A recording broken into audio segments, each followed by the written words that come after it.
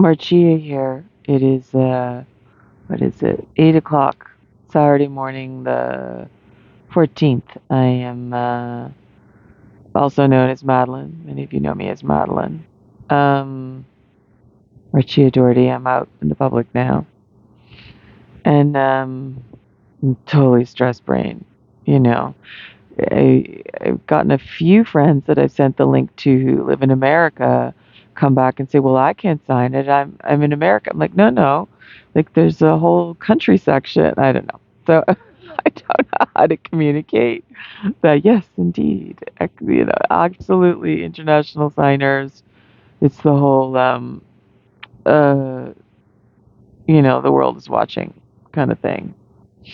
I'm inside my apartment for this recording, and because of the fact my apartment sounds like I'm in the inside of a jet engine when it's taking off because of the bad air that BC Housing is still studiously uh, not taking care of for reasons that make no sense at all, other than bullying, I guess, because they've had problems with that this past year. All of that's in the podcast. I don't know what to do. Like they're ignoring advocates' calls and emails, and residential tenancy board takes 10 weeks, and I'm so broken from already being sick from the stink that's been going on since August. For those of you who are not aware, in August, after a year of the suite below me being empty because there was a fire, I think over a year ago now, I think. And so there's a new tenant, and suddenly it's the apartment below me is like it's venting into mine. The smell is not just smell, but the PM2 rating, that's the particles per million, I think that's what that stands for. It's like somebody is pooping and showering and using all kinds of different products with scents and cooking and baking for up to 19 hours a day. And the cooking and baking, they do that a lot and tend to like to do it from mid evening to 5 a.m. in the morning. Last weekend, it went up to 90 PM2. And for those of you not aware, that's the air quality that if it was like that outside, they'd be telling healthy people to stay inside and don't move, like don't exercise. So, yeah, that's a problem. I'm holding this with my hand today. I didn't have the energy to put up the tripod or whatever. I'm just wanting to say how I'm feeling because I'm getting really stressed.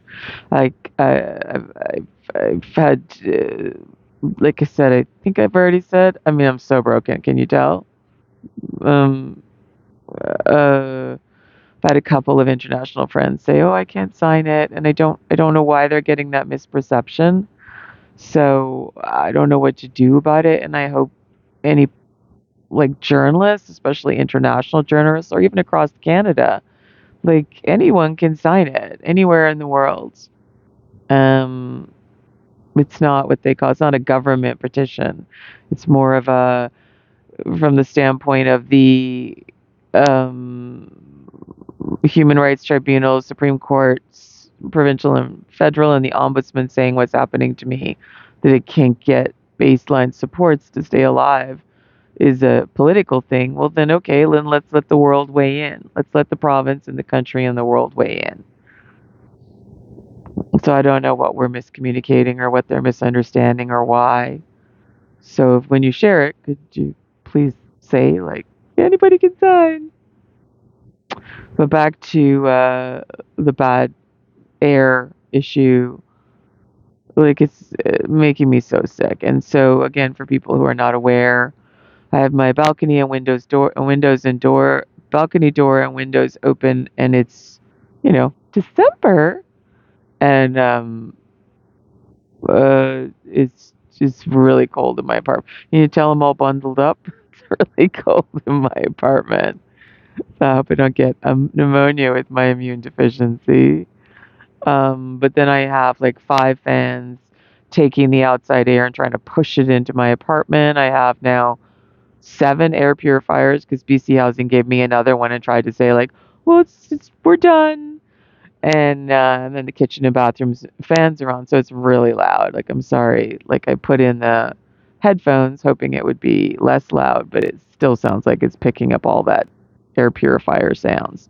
So, I mean, it doesn't make any sense. I mean, I've looked online, I've talked to companies who do ductwork cleaning, and they're like, oh, yeah, like, yeah, you definitely need your bathroom and kitchen fan ductwork cleaned. It's never been cleaned. And I think I talked in the podcast in more detail about like the nonsense. If you're a journalist and you're interested, then we can talk because the need on this is, I mean, everything's urgent, but like this is making the long viral myalgic encephalomyelitis issues that have been throwing me off a cliff already even worse. Especially as already ended up in the emergency room in August, and they have me on like mega doses of antihistamines and but the multiple chemical system, it's sensitivities. There's no drugs for that. And even with the monster doses of antihistamine, like it's not controlling the Godzilla histamine response. I'm hemorrhaging money on odor absorbers and filters. Oh my God, I'm going through filters so fast. Like filters that should normally take, HEPA filters, like 6 to 8 months to look like what they're looking like. Like it's like now. 2 months, month and a half. It's insane. So and I talked to a friend, both the company I spoke to and my friend who had the same issue. As it turns out, it's like $400 to fix. And this air purifier they're giving me, I'm like, it's $300 if it's $1. Like, what? Why won't you fix the problem? I don't understand. Why won't you get back to us? And, just to be clear, in the 27 years I've lived here, I've never had this kind of problems like I have this year, the mix of bullying, the intensity of the ableism. I mean, yeah, BC Housing has never really properly accessibility trained any of their staff, but they're usually better than the general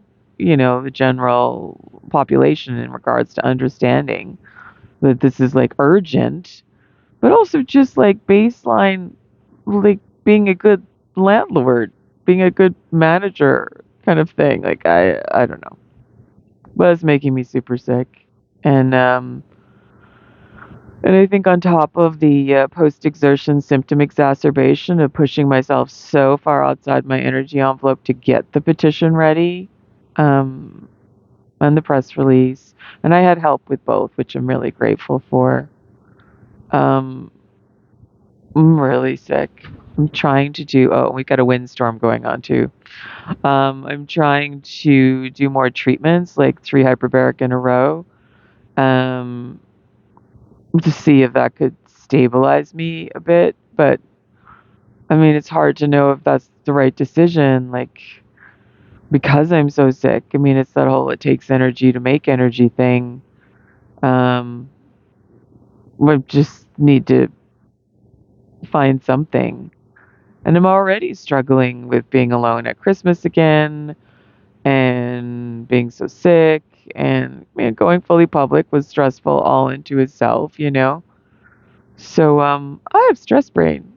I have stress brain on top of, and like having the mitochondrial distress be so high, like the pain is of just that is so high, and the brain fog making it hard to problem solve. Like, why do international signers don't understand? They can sign. I don't understand. I don't get it. Um, I don't know what to do. Like, and the other big thing that's going on is that I am about a month away from running out of money, and I always crawl out of my skin when I'm that close. I was lying here thinking like I should call the maid assessor and just make sure everything's in place. You know, because I'm not going to the hospital. I mean, I already knew that they would watch me die, but with what happened to Maeve Boothby in the UK and Stephanie Lavoie in Quebec, where they just let them starve. Like, that is a whole different brand of brutality of death.